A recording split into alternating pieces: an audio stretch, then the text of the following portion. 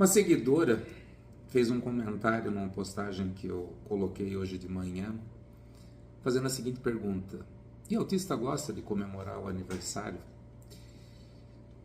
Eu estava lendo, estava escutando Nando Reis, eu escuto Nando Reis todos os dias, até porque Nando Reis, muito mais do que um hiperfoco, ele foi um grande professor para mim. E estava tocando, ele estava cantando um verso que sempre me marcou muito, quando ele afirma que o mundo está ao contrário e ninguém reparou. Eu passei 52 anos da minha vida odiando fazer aniversário. Para vocês terem uma ideia, eu alterava as datas de nascimento do Facebook, de outros aplicativos, para não receber os parabéns, tá? Meu aniversário sempre foi meio inferno zodiacal, assim. E pela primeira vez, aos 53 anos, eu me sinto feliz em estar fazendo aniversário. Apesar de que, desde muito pequeno, eu sempre tive a concepção que a cada dia que se acorda é um renascimento, é uma nova oportunidade. E talvez isso tenha me afastado dessas comemorações de aniversário e tal. Por que aos 53 anos hoje eu me sinto feliz de estar fazendo aniversário? Porque esse verso do Nando Reis, o mundo está ao contrário e ninguém reparou, é uma percepção que eu tenho desde muito pequeno. Obviamente, quando muito criança, eu não tinha a capacidade simbólica de elaborar um verso e uma frase tão maravilhosa quanto a de Nando Reis, mas eu tinha a capacidade de sentir. E eu tenho um marco que vive na minha memória ao longo desses 53 anos, que em torno de 2 para 3 anos de idade, mais ou menos, eu brincando, vendo televisão na sala, e já pensando sobre a vida, eu levantei nos meus passinhos, fui até a janela, minha mãe lavava o quintal, e eu perguntei para minha mãe assim: quando eu morrer você vai me escolher de novo como seu filho? Por que isso me marcou? Porque é uma frase de peso para uma criança tão pequena, e com o passar da idade, da maturidade, eu fui percebendo que mesmo muito novo, as coisas ao meu redor me geravam espanto, mais espanto do que medo. Eu tinha muita dificuldade de compreender alguns processos, algumas condutas, o funcionamento sobre a vida. E isso foi muito marcante quando eu saí dessa área controlada de bem-estar, que era a minha casa e minha família, e o meu irmão me botou sentado na garupa da bicicleta para eu conhecer as escolas que eu ia começar a frequentar. E eu fui indo com o meu irmão e aquilo foi me gerando um desespero. Do tipo assim, o que eu vou fazer nesse negócio? E a partir do momento que eu fui para a escola, eu comecei a conviver com outras pessoas e eu fui percebendo a realidade de uma outra maneira. A minha percepção sobre um mundo que estava ao contrário, ela ficava cada vez mais forte. Eu tinha dificuldade de compreender o porquê de determinadas coisas. Tá? E o segundo choque que eu tive foi quando aos 10 anos eu obrigatoriamente fui colocado para fazer catequese, porque eu nasci numa família católica. Só que daí eu já era um pouquinho maior, já pensava mais do que nos 2 anos, eu já lia, e foi meu primeiro momento de revolta. Eu saía de casa para ir na missa dos domingos às 9 da manhã, que era dos aluninhos da catequese, e eu sentava na esquina, num terreno baldio, para esperar dar 1 hora e voltar para casa, eu me recusava. E no amigo secreto da catequese, eu dei de presente para minha professora um livro chamado Nos Porões do Vaticano. porque eu não concebia receber aquele tipo de ensinamento com tudo aquilo que eu havia lido nesse livro. E assim eu fui caminhando, tá?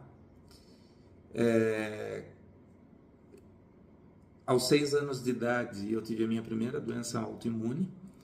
Eu fui acometido por uma febre reumática que me fez fazer um tratamento até os 18 anos, com injeções de bezetacil e o escambau. E hoje eu compreendo um porquê, porque isso gerou toda uma sobrecarga sobre o que eu pensava, sobre o que eu percebia. E o grande caminho que eu segui foi buscar conhecimento. Apesar de perceber tudo muito esquisito, eu sabia que eu tinha que saber alguma coisa para poder discutir sobre a esquisitice do mundo. E eu mergulhei nos livros. Eu lia bastante. Li muita poesia, li muita história, li muitos autores. Eu me lembro que quando eu entrei na faculdade, todo um contexto de filósofos gregos que foram feito de introdução na faculdade, eu já tinha lido há muito tempo. E essa leitura, ela me ajudou a construir uma cognição social muito grande. Eu comecei a compreender a estranheza do mundo. Mesmo compreendendo a estranheza do mundo, eu conseguia me colocar à parte. Como diria Caetano Veloso, um outro grande compositor que acompanhou a minha história e que eu escuto repetidamente até hoje, Caetano Veloso diz o seguinte: onde voas bem alto, eu sou o chão. E quando pisas o chão, minha alma salta e ganha liberdade na amplidão. Eu devia ter uns 11, 12 anos quando eu escutei essa música. O que queres? E eu falei, eu vou pegar esse negócio para mim, porque isso é muito interessante. E ali eu aprendi a me envolver em muitas coisas, mas não me comprometer. Me envolver porque eu precisava participar, porque eu precisava estar inserido para crescer e para me movimentar enquanto pessoa que pertencia a uma sociedade. Mas não me comprometer porque eu não conseguia me comprometer com a esquisitice e com a estranheza de todo esse mundo. Então, assim como Nando Reis, que eu escuto repetidamente Caetano Veloso, Oswaldo Montenegro, Chico Buarque, Legião Urbana, eu digo que eu fui educado nos anos 80 de uma maneira muito requintada por todos esses poetas que me ajudaram a ter essa percepção e essa cognição sobre o social e ao mesmo tempo me ajudaram a não mergulhar nessa estranheza toda que eu achava que era. E aí vem a pergunta: por que hoje, aos 53 anos, eu estou me sentindo feliz no meu aniversário? Eu estou me sentindo feliz porque hoje eu tenho certeza de que existem coisas estranhas e que ninguém percebe. Isso me deixou muito feliz. E essa estranheza, ela é refletida pelo egoísmo, pela indiferença, pela individualidade das pessoas, pelo afastamento de uma sensação de igualdade que nós deveríamos ter, por um discurso lindo e poético sobre direitos e sobre felicidade e sobre uma prática absolutamente paradoxal que a nossa sociedade vive. Eu hoje tenho certeza disso. E isso me fez voltar 53 anos da história da minha vida para dizer para mim mesmo que aos 2 anos de idade eu não era maluco. Eu só era uma criança. Mas o que eu sentia, ele era verdadeiro. Obviamente, além de Caetano Veloso, Chico Buarque, eu me amiguei com Sócrates, depois fui me amigando com Sartre, Teilhard de Chardin, que foi uma grande inspiração para mim, Nietzsche, meu grande ícone, meu grande símbolo de condução de vida. E eu consegui também aprender que, apesar de existir os porões do Vaticano, Deus estava muito além daquilo que o homem instituiu como regra e como norma.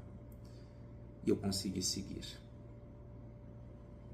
Isso não me tornou uma pessoa com habilidades sociais, muito menos uma pessoa sociável. Eu adoro estar nesse canto aqui, que é o meu consultório, eu adoro sair daqui para minha casa. Mas isso me ensinou a aprender a respeitar as pessoas. Isso me ensinou a aceitar as diferenças. E isso ensinou a mim, principalmente, a saber que toda a diferença que eu tinha... Gente, eu nasci com 5,2 kg. Eu comia feijão com ovo frito com 2 meses. Aos 10 anos eu pesava 80 quilos. Além disso, eu sou autista, com TDAH. Soma a esquisitice do autismo, soma o desligamento. Eu sou eminentemente desatento, tá? Gente, tudo assim para estar no museu da NASA.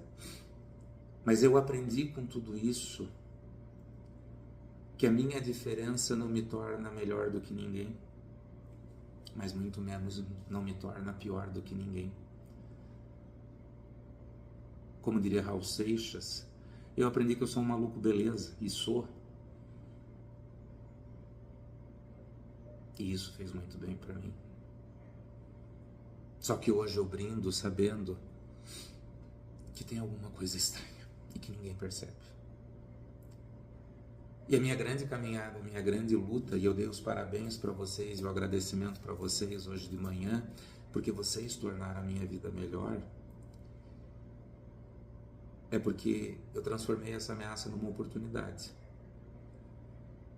Mesmo não sendo evoluído, mesmo não sendo desenvolvido, mesmo não tendo toda a inteligência do mundo, eu resolvi mostrar para as pessoas que nós não precisamos viver na sombra da estranheza, que nós podemos viver numa claridade muito legal e que nós podemos fazer dessa sombra um mero momento de descanso e que nós podemos ser muito felizes.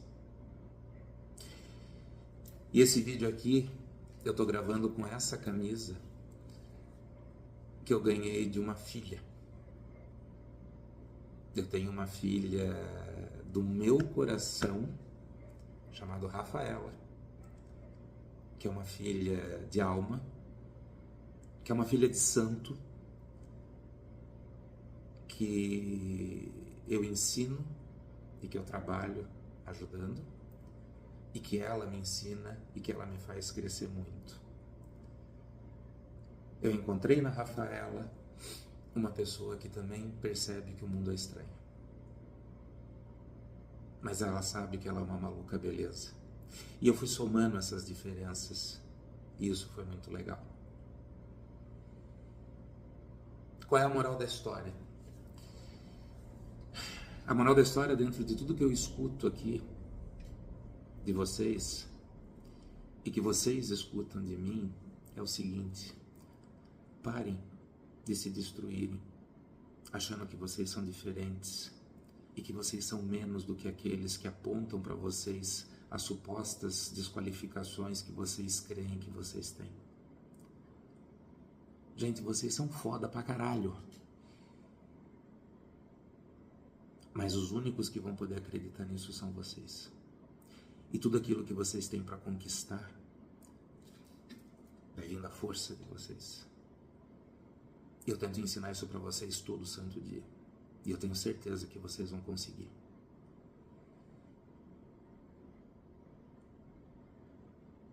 Raul Seixas. Mesmo que eu esforce, né? Pensem, reflitam sobre isso. Essa é a minha história. Você tem a sua, que é tão linda, tão maravilhosa, talvez repleta de lágrimas, momentos de tristeza, shutdowns e meltdowns como a minha. Mas se apeguem no que é bom. 53 anos comendo feijão, 53 anos tomando café, uns 40 anos escutando Legião Urbana e Titãs, ouvindo Nando Reis todo dia, relendo Nietzsche repetidamente. Cara, a vida é boa pra cacete. Depende de como tu quer enxergar e como tu quer enfrentar.